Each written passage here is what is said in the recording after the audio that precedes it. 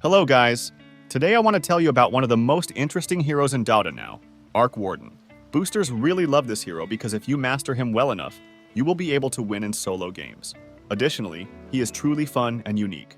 This hero is now so versatile and universal that you can play him with both magical and physical builds, and in any case, you will have a consistently good win rate if you know how to play him. Therefore, today we will delve into all the settings, nuances, builds, and tactics, and I will try to show that this hero is not as difficult as it may seem. And thanks to everyone who leaves comments, likes, and subscribes to channel, it really helps a lot. Thank you. So, Arc Warden is a range hero. His strength lies in ulti.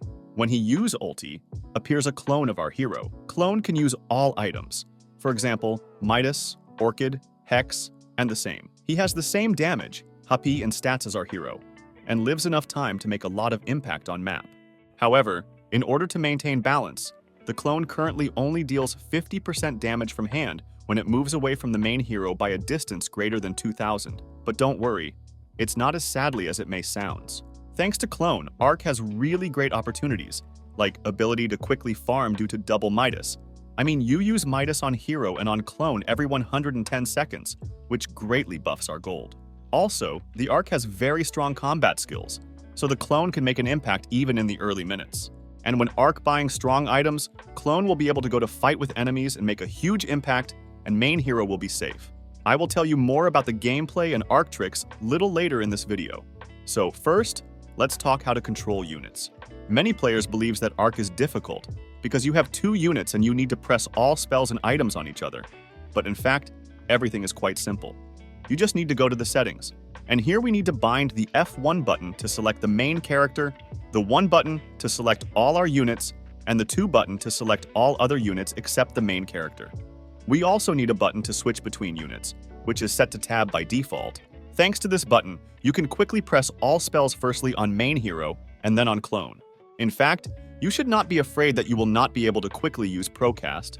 This is done quite simply. You press Q and E on the enemy, then press tab to switch between units and press Q and E again. Trust me, you will be able to do it successfully after like 5 or 10 games. Also, to make it more simple, I advise you to turn on hotkeys. This will help you press spells faster. To do it, go to Settings, Advanced Hotkeys. Here we activate this button, Enable Advanced Hotkeys. Then here we choose Arc Warden, then go to Panel Quickcast. And here we bind first spell on Q, 3D spell on 3, and ulti on R. Second spell better to press without Quickcast. About it'll tell later. As you may have noticed, the recent patches have added a cast range to Arc's ultimate. In reality, this is a very pleasant buff that enhances our kill potential and allows us to choose the best position for fights. So now let's see how our combo will look like. We summon a clone by directing the mouse close to the enemy and pressing button R to spawn the clone. Then we press button 1 to select all of our units and press buttons Q and E on the enemy. Next, we hit the tab button and again press Q and E on the enemy. As you can see, it's not that difficult. In addition to the main spells, in mid-game, you will also have to press on the enemy Orchid or Hex. But thanks to the tab button, it's done very easily. Just a little practice is enough. I also want to say a few words about the changes to our abilities. Currently, the abilities of main hero depend on which side where you started game. For example, if you started on Radiant side, Flux will slow down the enemy more but deal less damage, whereas as Dire, it's the opposite. Sparks, as Radiant, deals more damage but has a 2-second activation time, whereas as Dire, the damage is less but the activation time is faster. Magnetic Field, as Radiant, provides additional attack speed and evasion, whereas as Dire, it increases attack range and provides additional attack damage. Additionally, our clone will have abilities opposite to the main arc. So, as Radiant, the clone will deal more damage with Flux but slow down the enemy less. At first glance, this may sound too complicated, but in reality, it only affects our initial leveling up of Flux and Sparks. So, do not worry my friends, we will discuss this in more detail when we talk about the skill build. Next, let's talk about choosing lane. The best lane is mid. Here Arc gets necessary LVL and gold, so that he get Midas and main items faster and destroy enemies after that. The point is that the Arc has very powerful spells, and once you understand how they work, you can destroy the enemy mid laner after getting your ultimate ability. Also, if you have strong supports, then Arc can stand on easy lane. But in my opinion, this is not as reliable as mid, because Arc need a lot of space at start to get Midas faster, because Midas timing is very important, With Fast Midas, you will buy other items more faster. Next, let's talk about item build. At the beginning, we take 2 circlets, Slippers of Agility, Iron Branch, and Fairy Fire. This build gives us good stats on lane, and with the first money we buy Tango. Also, if you are playing against Nature's Prophet, be sure to buy Quilling Blade to escape from Sprouts. Next, we bring Glove of Haste. In the future, they will go to Midas. Our first item, we be Midas, thanks to which we will be able to get a lot of gold by using Midas, both on hero and on clone from ulti. After Midas, we buy Boots of Speed, and our next item will be Maelstrom. Maelstrom will help us farm creeps faster. Thanks to it, Clone will be able to quickly kill a pack of creeps on lane and have time to kill an additional creep camp. Also, now it is collected from the Gloves of Haste, so we will also get some nice speed attacks for farm. Also, he gives good damage in fights. Next, we take Travel Boots.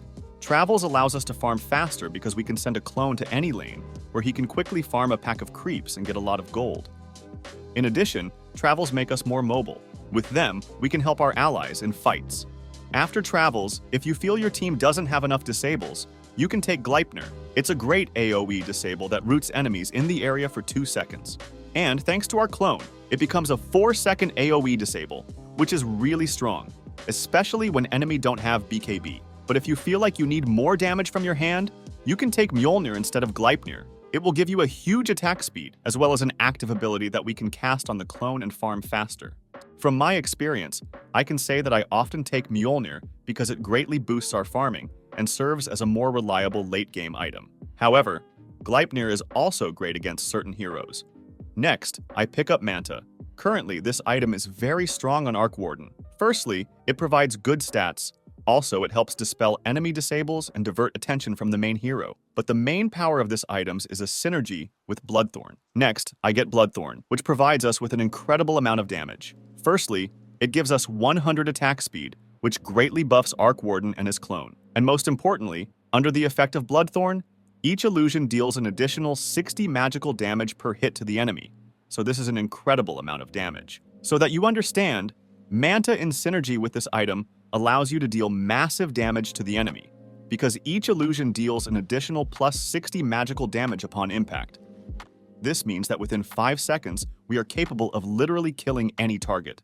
Next, if we're playing against heroes that can quickly reach us, such as Phantom Assassin, Slark, or Spectre, we get Hurricane Pike.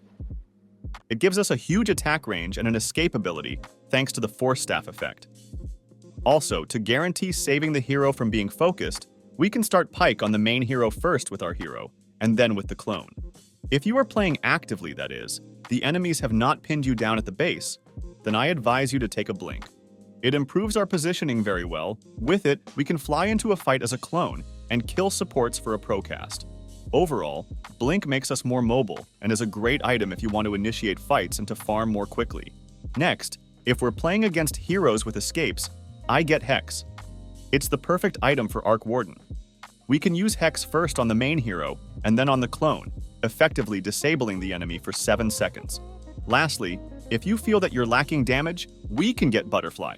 It provides a lot of damage and attack speed, and additional survivability due to the evasion. Also, in the late game, we always consider purchasing a Moon Shard and upgrading Swift Blink if you're playing with a hero that benefits from Blink. Swift Blink provides a significant amount of damage and attack speed for an agile hero, making it a really strong item. Also, if we need extra damage in late game, we take Daedalus. With crits and big attack range, this hero will destroy everyone on fight, trust me. Next, let's talk about skill build. At level 1, we take third spell. This nuke costs really low mana, so with him we will be able to last hit range creep safely. In the upcoming build, our skill choices will depend on the side we are playing as. When playing as Radiant, our priority is to maximize the skill Flux first, due to its stronger slow effect, which greatly enhances our kill potential. As for the Dire side, I recommend prioritizing the skill Sparks for faster leveling, as it slows down enemies for 1.2 seconds at the final level, which is excellent for securing kills. Additionally, during the early stages, this spell is necessary for faster farming, as it deals insignificant damage when not leveled. Also, as a small addition, Sparks now deal 40% more damage to creeps, making it a valuable tool for jungle farming and laning. Regardless, by level 9, our Flux and Sparks should be leveled up to have a greater impact on the map and play more actively. I do not take the skill Magnetic Field, until level 11, by which time we should have a Maelstrom item. At level 10, I usually choose the talent that increases the range of our first spell. It allows us to catch enemies from a greater distance, which is very convenient and significantly increases our kill potential. At level 15, I go for the talent that grants additional attack speed and damage for Magnetic Field. This talent greatly enhances our damage when we are within the field. At level 20, I always pick the talent that reduces the cooldown of Magnetic Field. It helps us defend our base better and overall deal more damage in fights because we can use the field more frequently. And at level 25, I always choose the talent that extends the duration of our ultimate ability by 10 seconds. As I mentioned before, it's a real game changer, allowing you to constantly utilize the clone. In the late game, you essentially gain an additional hero permanently. With it, for example, you can quickly push enemy buildings. Let's talk about the gameplay next. It is important to be aware of Arc Warden's strong side, which is his long attack range. Try to constantly harass the enemy using hits from the hand, as well as the third spell, a nuke that deals a lot of magical damage and costs little mana. However, don't forget to last hit creeps. You can even use sparks for it, as our main goal is to quickly obtain Midas. After getting the ultimate ability, we have good kill potential, especially if the enemy mid laner has no escape. You simply summon a clone to tank the tower, activate our combo, and the enemy is almost guaranteed to die. It is advisable to push the lane before doing this, so that the enemy creeps haven't reached the lane yet, and the enemy is guaranteed to be slowed down by flux. However, even if you can't kill the enemy, just summon them to farm creeps on the lane and in the jungle faster. After purchasing Midas, make sure to summon the clone immediately and use Midas on it. Additionally, always try to use the clone in such a way that it has time to use Midas. Arc Warden with the clone has immense kill potential. So during breaks between farming, when the clone is not on cooldown, we can teleport to the side lane and guaranteed make a kill by using the double combo on the enemy. It is important to play actively on Arc Warden and help the team, as this will allow you to acquire the main item for farming, Maelstrom, much faster and significantly accelerate your farming process.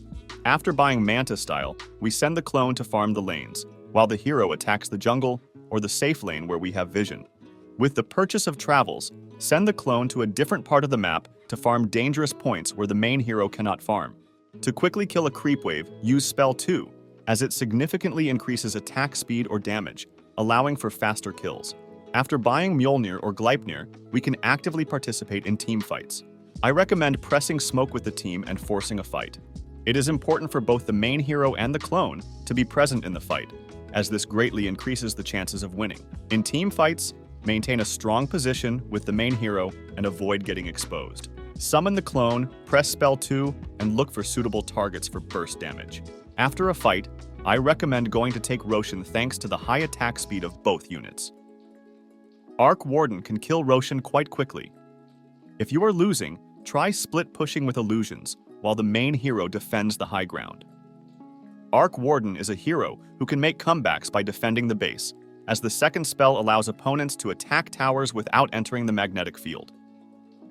In addition, Arc Warden has a good attack range, making it very easy for him to defend. If the game goes late, sell Midas and get another slot for DPS. In the late game, Arc Warden is very strong. He has plenty of ways to split push enemies and fight with his illusions without cooldown. Additionally, if you attack a target with both your hero and clone, you can quickly burst them down. In fact, thanks to the clone, Arc Warden effectively deals double damage.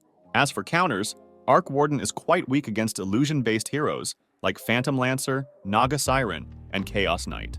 While Arc Warden has high damage against single targets, he struggles against multiple targets, and even purchasing lightning-based items doesn't help much. Hex is a good option against illusion-based heroes, as with 2 hexes, you can easily kill any illusion without much trouble, as long as you find the real one. Arc Warden is also weak against fast push heroes like Broodmother and Lycan, as he needs time to farm the necessary items. Arc Warden is also countered by heroes that can quickly reach him, such as Storm Spirit, Queen of Pain, and Morphling, as he is very vulnerable up close. To summarize, Arc Warden is a hero who farms very quickly thanks to his clone, which can use all items, such as Midas. Arc Warden can actively assist the team in the early stages, so try not to AFK farm the jungle, as it is a losing strategy. In team fights, try to hold the position with the main hero, while the clone can tank damage and be positioned in front, since the clone always appears with full HP, while the main hero is too vulnerable in the beginning. It is important to understand that the further Arc Warden progresses into the late game, the easier it is for him to win, as his gold per minute is much higher than that of other heroes. This information should be enough to start playing Arc Warden. If you have any questions, feel free to ask them in the comments.